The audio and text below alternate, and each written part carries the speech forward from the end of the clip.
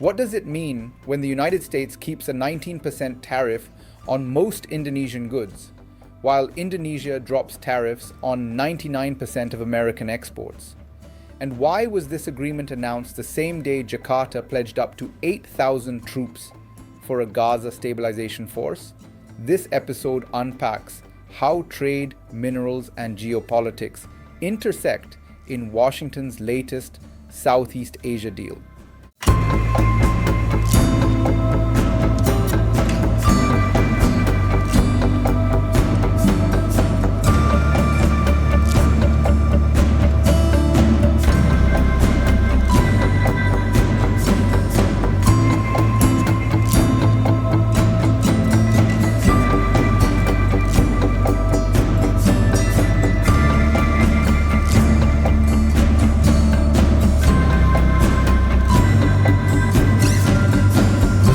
If this agreement holds, it restructures supply chains across agriculture, critical minerals, and semiconductors while reinforcing US leverage in the Indo-Pacific.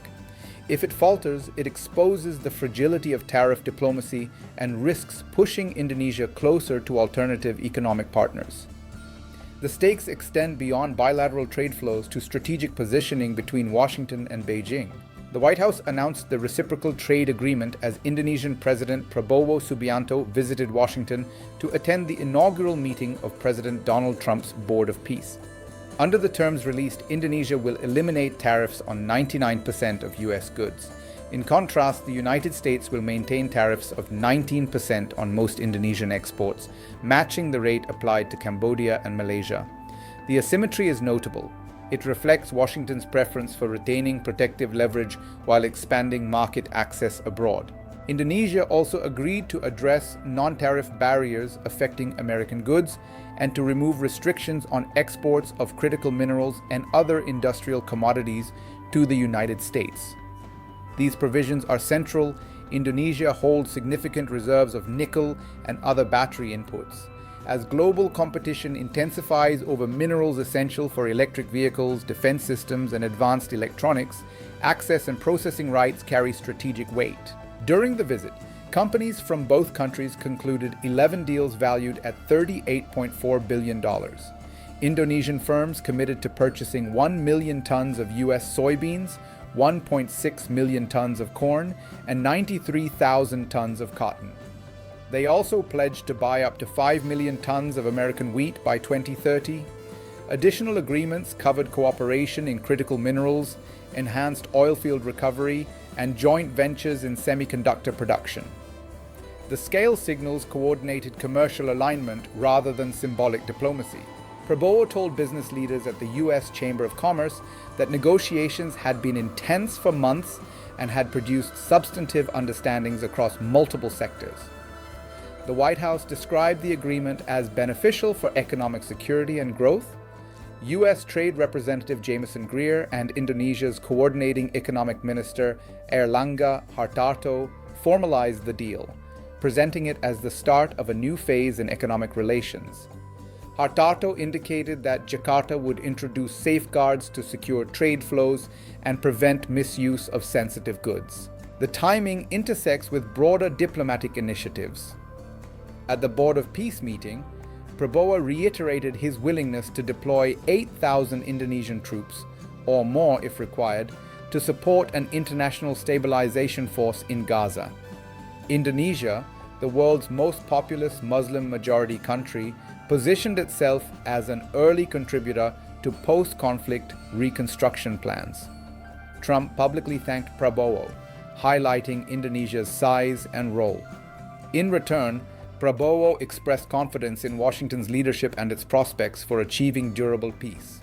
Cambodia and Vietnam also participated in the meeting. Cambodia has already signed a trade deal with the United States.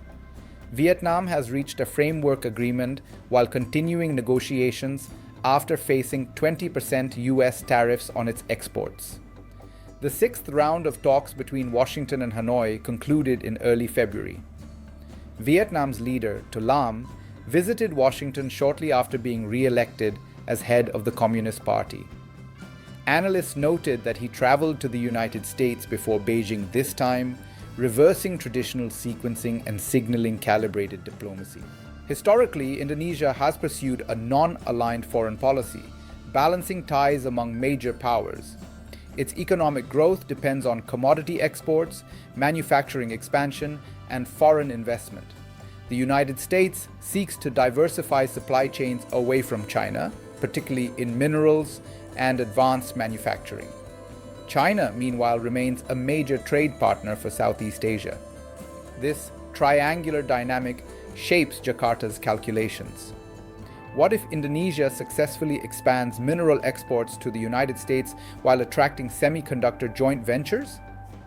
In that scenario, Jakarta strengthens its industrial base, reduces over-reliance on any single market, and positions itself as a pivotal supplier in electric vehicle and electronics value chains. Washington would gain an alternative source of critical inputs, mitigating risks associated with concentrated processing capacity elsewhere. Consider a second scenario. What if domestic political pressures or implementation gaps slow the removal of non-tariff barriers? The United States might maintain or even raise tariffs, triggering friction. Indonesian exporters could redirect shipments toward regional partners. Trust in the agreement's durability would weaken, complicating broader Indo-Pacific economic strategy. The tariff asymmetry itself warrants scrutiny. By maintaining a 19% rate on most Indonesian goods, Washington preserves negotiating leverage and shields certain domestic industries. For Indonesia, eliminating tariffs on nearly all American imports increases exposure to US agricultural and industrial competition. Jakarta appears to calculate that expanded access to technology, minerals, cooperation, and political goodwill offsets the imbalance. Regionally, the deal signals that Southeast Asia remains contested economic terrain. The inclusion of Cambodia and Vietnam in parallel discussions underscores a pattern of bilateral arrangements supplementing multilateral frameworks. The Board of Peace, initially conceived around Gaza, has evolved into a platform linking security commitments with trade diplomacy. This blending of economic and geopolitical initiatives reflects contemporary statecraft. Globally, supply chains for food, energy, and minerals are increasingly politicized.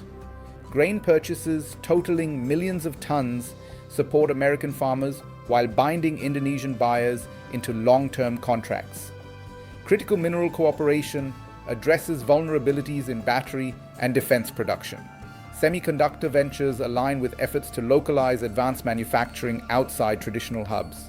In an era defined by tariff recalibration and strategic resource competition, agreements like this reveal how economic tools shape diplomatic alignment. Indonesia seeks growth and balanced engagement. The United States seeks diversified supply chains and geopolitical advantage. The durability of this arrangement will depend less on announcements than on execution, compliance, and sustained mutual incentives. As trade flows adjust and political commitments unfold, the intersection of commerce and security will continue to define the contours of power in Southeast Asia and beyond.